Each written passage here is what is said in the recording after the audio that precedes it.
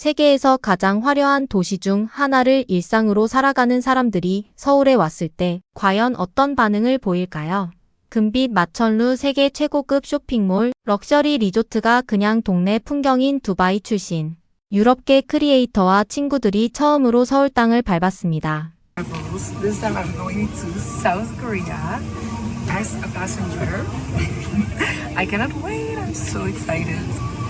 Cheers, girl! 이들은 서울에서 단 며칠을 보냈을 뿐인데 돌아가는 공항에서 뭔가를 잃어버린 사람들처럼 멍한 표정을 하고 있었는데요.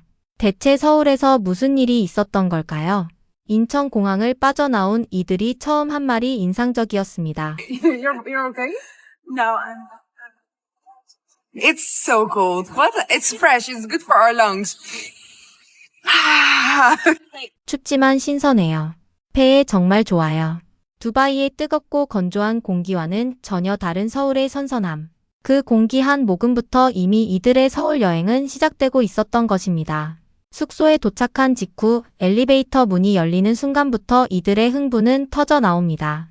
두 손을 번쩍 들고 환호성을 지르며 이건 내 잘못이야 라고 웃음을 터뜨리는 모습. 서울 첫날 밤에 대한 기대가 온몸으로 표현되고 있었는데요. 짐을 풀자마자 이들이 가장 먼저 달려간 곳은 바로 편의점이었습니다. 세븐일레븐 불빛 아래 진열대 앞에 선 이들의 눈이 바빠지기 시작했습니다. 바나나 우유, 삼각김밥, 매운 쌀꼬치, 마차빵, 참치 김치 주먹밥. 한국인에게는 퇴근길에 아무렇지 않게 집어드는 것들이지만 이들의 눈에는 어느 것 하나 그냥 지나칠 수 없는 것들이었습니다. 아니. 이게 뭐죠? 라고 연신 외치며 이것저것 집어드는 모습. 바나나 우유 두 종류를 들고 이게 다 바나나 맛인데 차이가 뭐야? 라고 묻다가 결국 둘 다 집어드는 장면에서 웃음이 나오면서도 왜인지 뿌듯한 마음이 드는 건 저만의 감정이 아닐 것 같습니다. 실제로 두바이의 편의점은 생수, 음료, 기본 스낵 몇 종류가 전부인 경우가 대부분입니다. 반면 한국 편의점은 즉석조리 음식부터 디저트, 뷰티 제품, 의약품까지 작은 매장 하나가 하나의 완결된 생활 인프라인 셈인데요. 이 사실을 몸으로 처음 느낀 이들의 표정에서 그 차이가 고스란히 드러나고 있었습니다.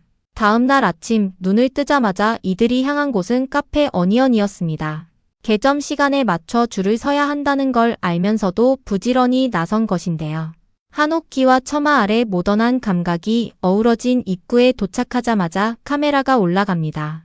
달콤한 향기가 먼저 이들을 맞이했고 그 순간부터 이들의 표정이 달라졌습니다. 안으로 들어서자 트러플 버터를 바른 페이스트리가 이들 앞에 놓입니다. 장갑을 낀 직원이 정성스럽게 페이스트리를 잘라주는 장면을 보며 꼭 장갑 낀 외과의사 같다고 웃음을 터뜨리는데요. 한입 베어 문 순간 오마이갓, 이건 내 마지막 순간이 아니야 라는 말이 튀어나올 정도였습니다. 미슐랭 레스토랑이 즐비한 두바이에서 온 이들이 서울 카페 페이스트리 한 조각에 이렇게까지 반응한다는 것.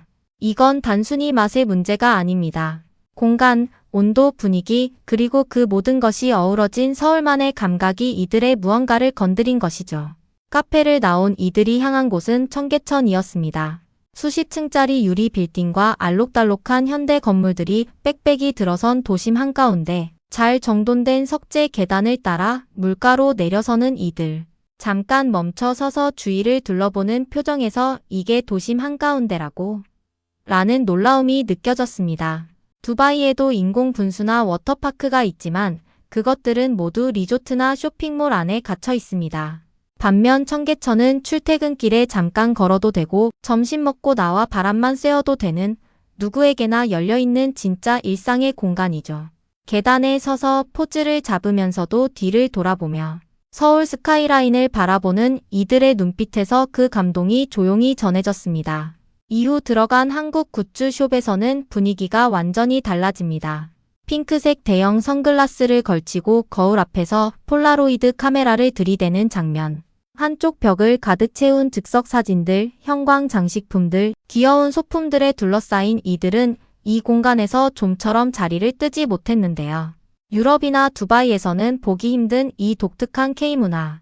굿즈 공간이 이들에게는 그 자체로 하나의 완전한 체험이었던 것입니다. 밤이 되자 서울의 또 다른 얼굴이 펼쳐집니다. 야경이 빛나는 도심 거리를 걸으며 삼각김밥을 손에 들고 이야기를 나누는 이들. 맵지 않고 현미라 건강에도 좋다고 진지하게 평가하는 모습이 인상적이었는데요. 걸으면서 음식을 먹는 것 자체가 이들에게는 낯선 자유였습니다. 두바이에서는 더위 때문에 야외를 걷는 것 자체가 힘들고 유럽에서는 소매치기 걱정에 두 손을 온전히 쓰기 어렵죠.